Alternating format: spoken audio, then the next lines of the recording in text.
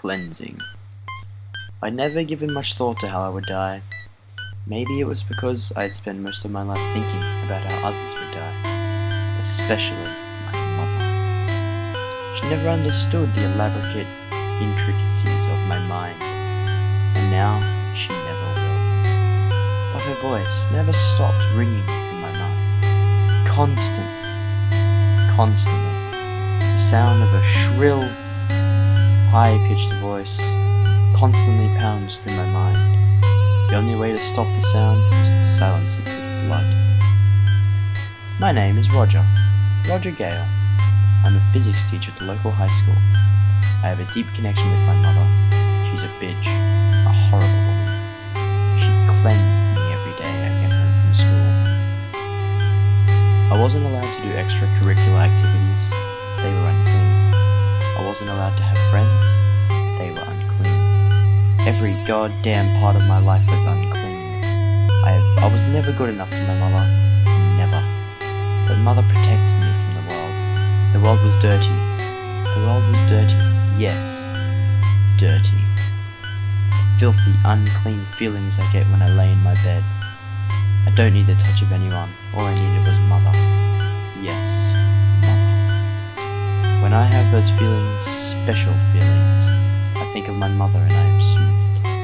With every drop of blood I spill, a pleasure unlike any I've ever known. Every day I'd come home from school to, Roger, you've been a dirty boy today, time for your bath. Bath, such a horrid word. Mother would always make me sit in the bathtub. She would pour bleach on my naked flesh. She would begin scrubbing my body with steel wool and the bleach, and then I would begin scrubbing. I was filthy, and I needed to be clean. Now, don't worry, son, this won't hurt a bit. She would say that every time, and she would scrub my face. The burning pain would sear my eyes, but it was okay. The pain was good. The pain was clean. The pain was always followed by the pleasure. Mother would scrub every inch of my body until she reached my center. My center would tingle as she stroked me with her pointy, pale fingers. I never minded. This was my reward for being clean. My life at the school was like that of any other child. Nobody ever saw what a fucked up kid I was. Mother never brought me to the school in fear of becoming filthy, so I walked to school. The path I would take was through the forest near my house. Dark, quiet. A silent tension of danger and lustful vengeance was suspended in the air of the forest. I loved the tension. It was the biggest fucking hard-on ever. I never gave a fuck if I was late to school. No one loved me. No one gave a flying fuck if I lived or died. No, mother loved me. That's why she cleansed me. Every day, for cleansing. Every day I would await my cleansing. When I was 17, I came home one day awaiting the pleasure and pain of being pure. Mother, I'm home. No answer. As I walked down the hallway to my bedroom, I began hearing a thumping. A loud, thunderous thumping. The noise was originating out of Mother's room. I'd never heard such a noise. Mother, are you alright? I tentatively asked as I entered the room. Was Mother okay? Was she alright? Was she being hurt? What was going on? Why was that man roaming his body into Mother? Who was this man? What were those sounds coming out of Mother? Oh God, the sounds. I need them to stop. Make them stop.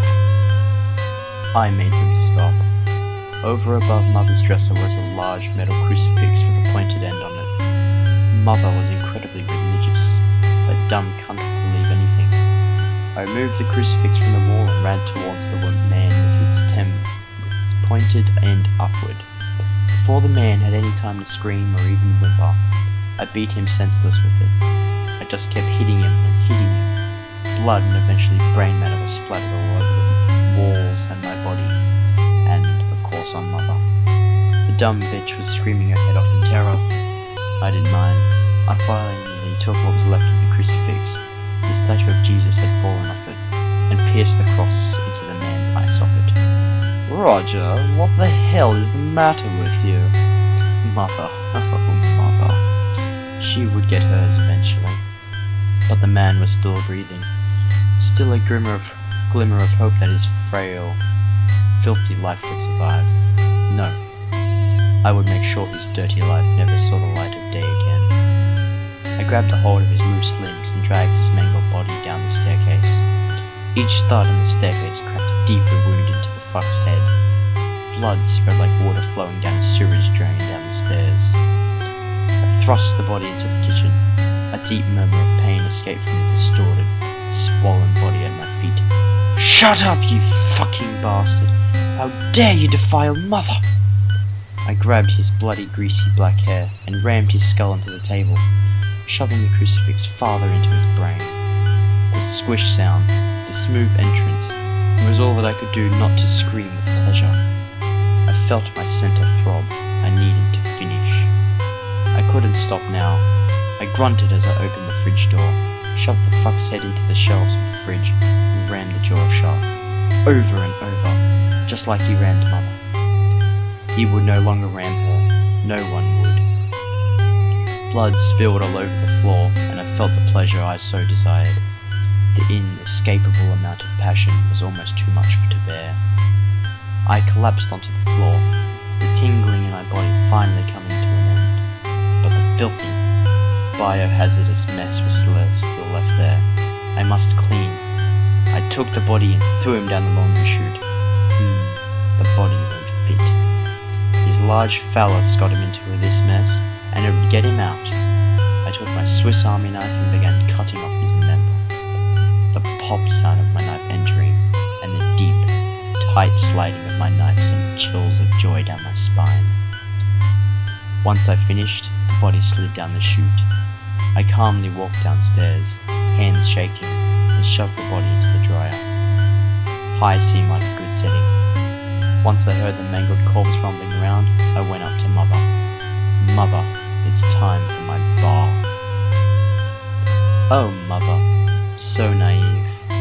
As I undressed my bar, I noticed Mother's hands shaking. As she prepared the bar, she scrubbed my body raw, harder and harder.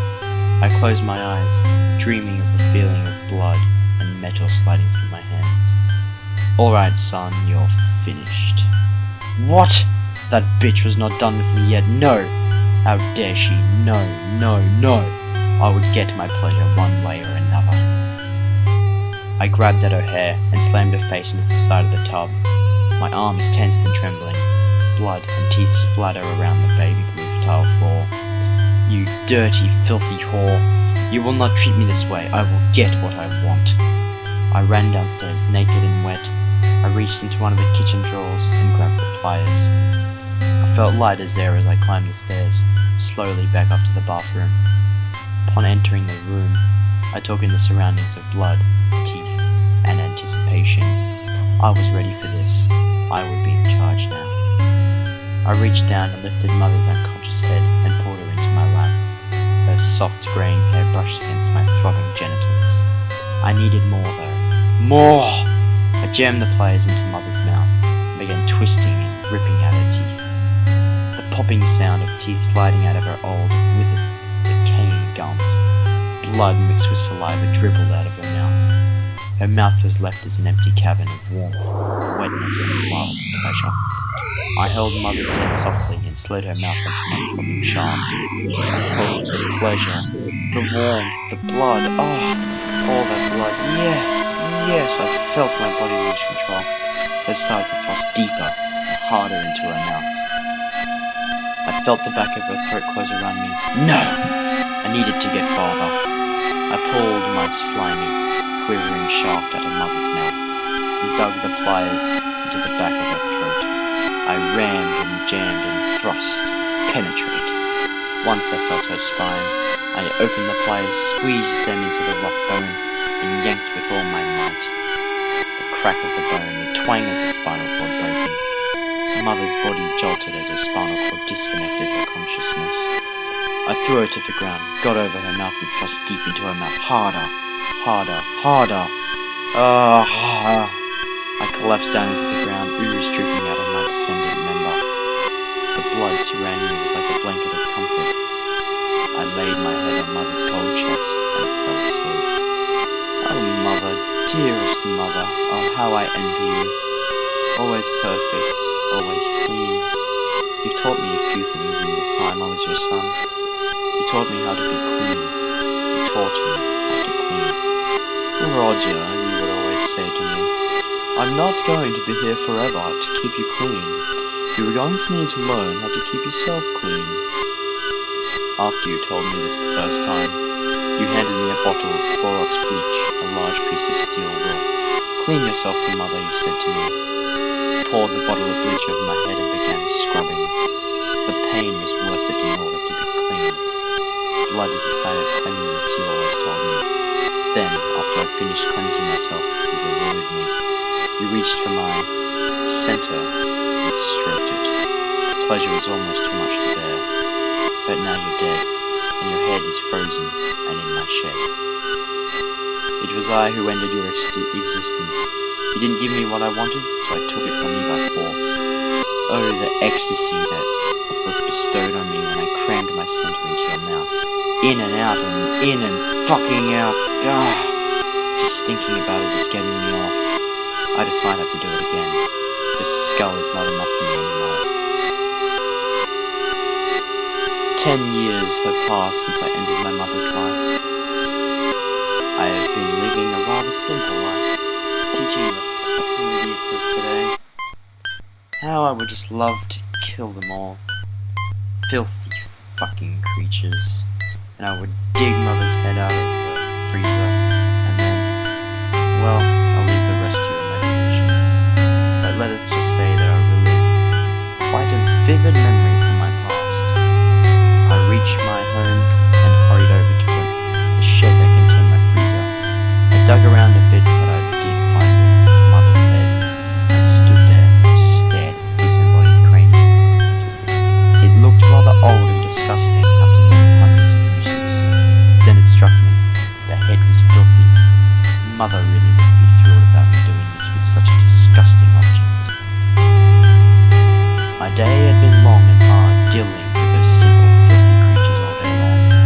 There is nothing more satisfying than washing off the dirt and grime of a long day. Mother was the only one who understood this feeling, this lust for cleansing. I entered my bathroom. The baby blue tile with a white outline.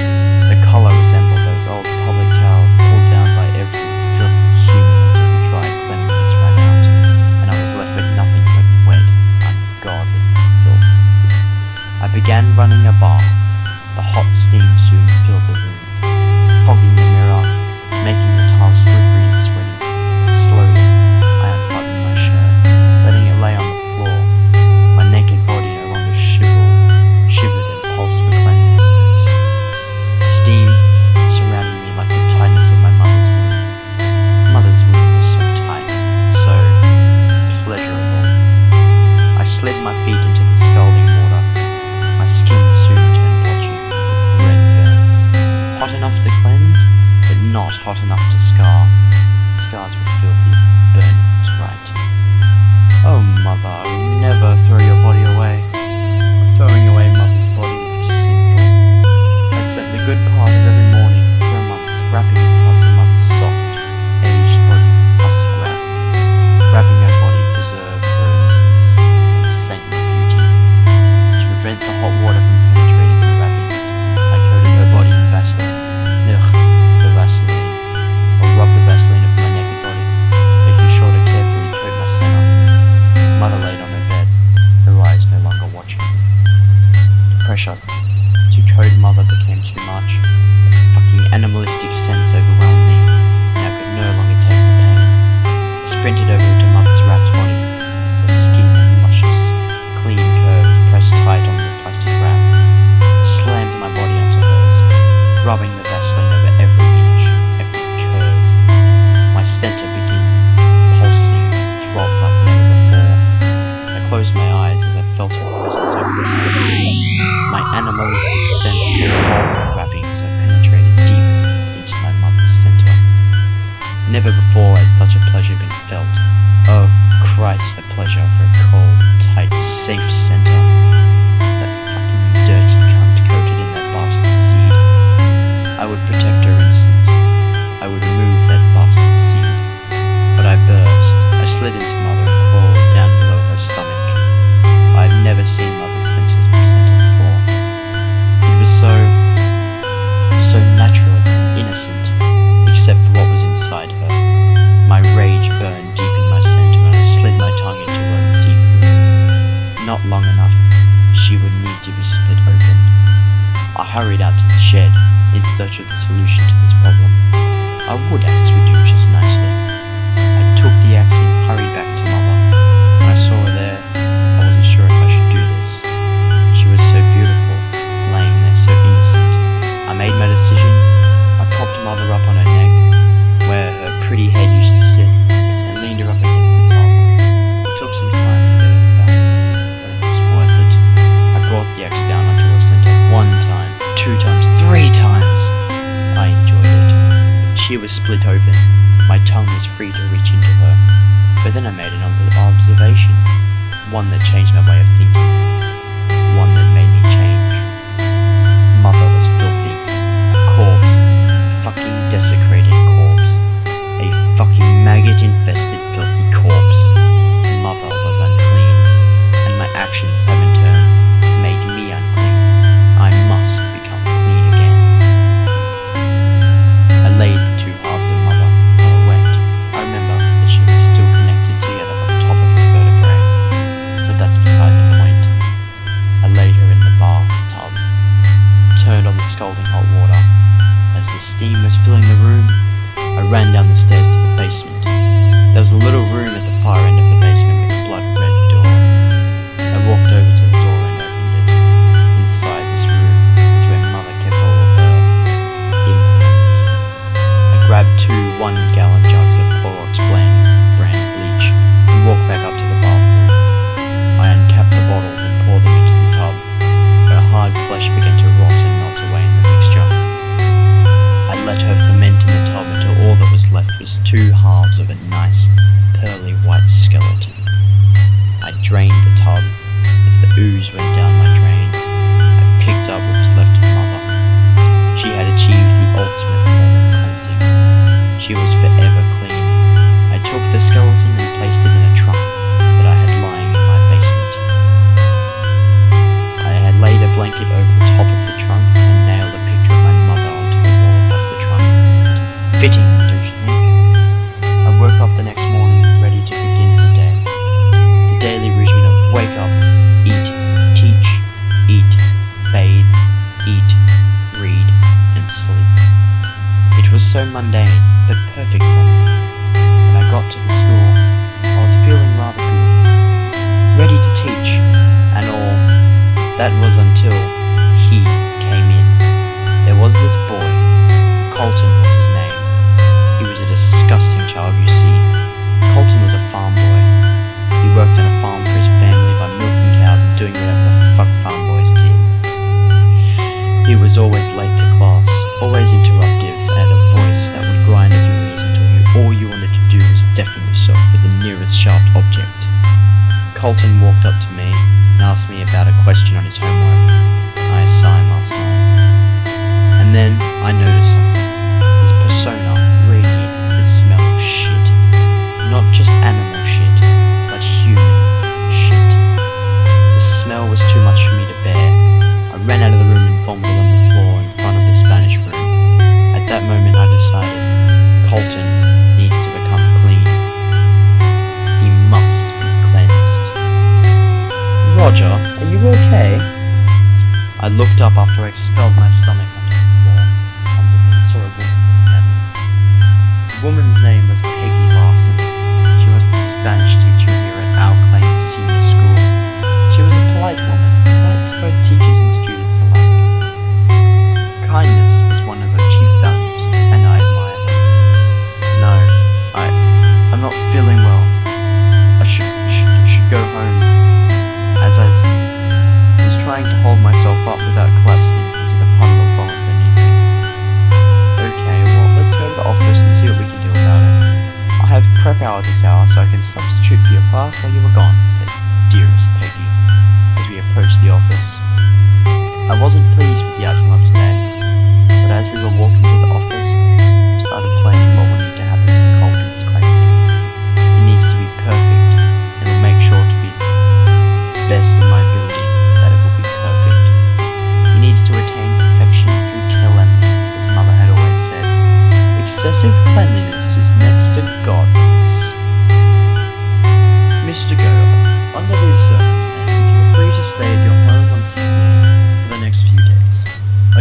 issue at the school making kids sick with papers. So you cannot stay here at school. And then return to and you will much like this.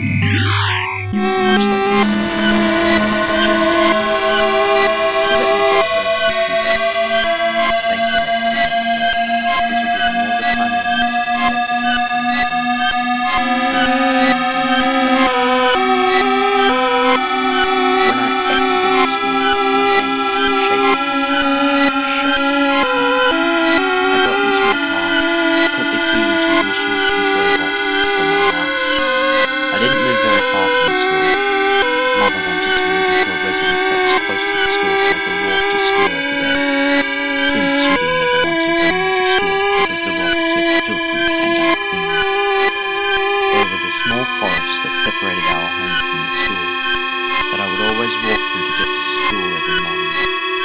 However, the school tore down the forest in order to build a few new gyms and a tennis court. They tore down my forest, my place to hide when my mother was upset, my place that I went to think, the only fucking place that I felt safe in this entire shithole of the world.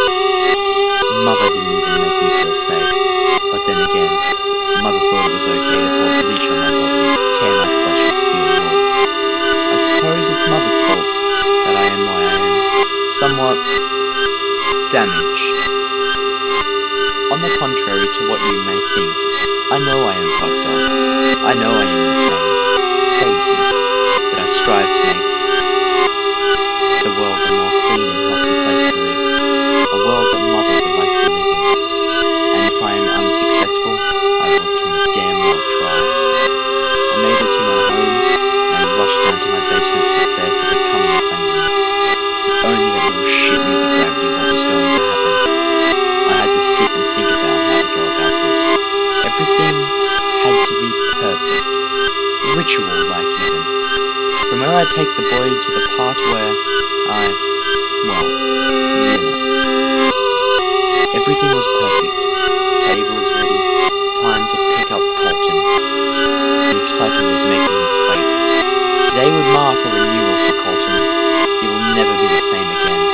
He will be clean. He will become perfect, like me. I am perfection personified. A shining example of how the world should be and how it shall become. Clean. I must not waste any time. The time is now. I grabbed my rope, duct tape, and a crowbar as I set out to pick up Colton. I got into my vehicle and started the engine. Finding Colton's house wasn't hard.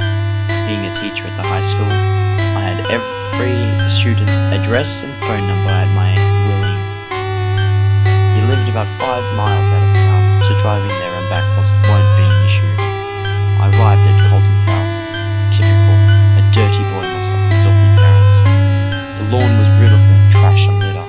The grass was long as if it hadn't been cut in years. There was a broken down, rusted lawnmower in the yard as well. Colton's home was a trailer home that looked as if it didn't even contain any bedrooms since it was so small. Before getting out of the car, I looked to see if there were any vehicles in the driveway. If Colton's parents were home, it would make this excessively more difficult than it needed to be. I wasn't even sure if he was home until I saw him in the window of his house. When I saw him, my body started to shake with excitement. I could hardly contain it. I got out of the car with my crowbar in hand to enter his home. Slowly and quietly I crept in. The inside was just as filthy as the outside, which was awful. I almost had a panic attack, but I regained my composure and proceeded. I saw him in the kitchen, attempting to wash the dishes. All he was doing was rinsing them off with water. No soap, no scrubbing, nothing. It drove me insane, so insane that I completely gave up on being quiet. I approached him with the crowbar. He noticed me when I got really close to him. He only had enough time to say, "Mr. Gale, what are you doing?" He brought the crowbar down on his head before he could finish his sentence. He was knocked out cold. Under the shroud of night, I was able to get Colton out of the house and into my car. I tied him up in the back seat of the car and completely duct taped his head.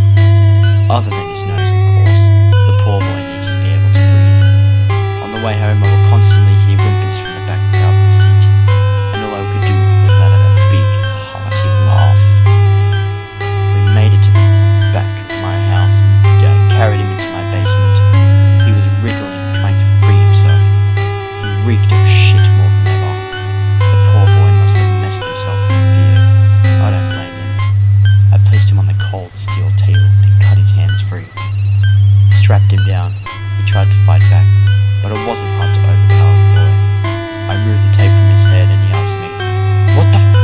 doing to me? I told him, I'm doing to you what your parents failed to do. I'm going to teach you how to be clean. You don't have to do this to me. I can be clean on my own. Let me go. Please, he said. I then said to him, say another goddamn word and I'll cut out that tongue. That shut him up. I walked over to the sink and washed my hands. He was ready to be cleansed. The time was right. I looked at him and said, Colton, my boy, today is the beginning of your new life. Colton, can I ask you something? I asked him, but he remained silent. I asked him again, Colton, can I ask you something? He still remained silent. I put a knife to his throat and said, fucking answer me, you little shit. That got him to answer me. Sure. Colton, do you know why I'm doing what I'm about to do to you? I said. Because you think I am dirty. Mr. Gale, I can be clean. No, you cannot. You need to be taught a lesson. The same lesson that Mother taught me all those many years ago.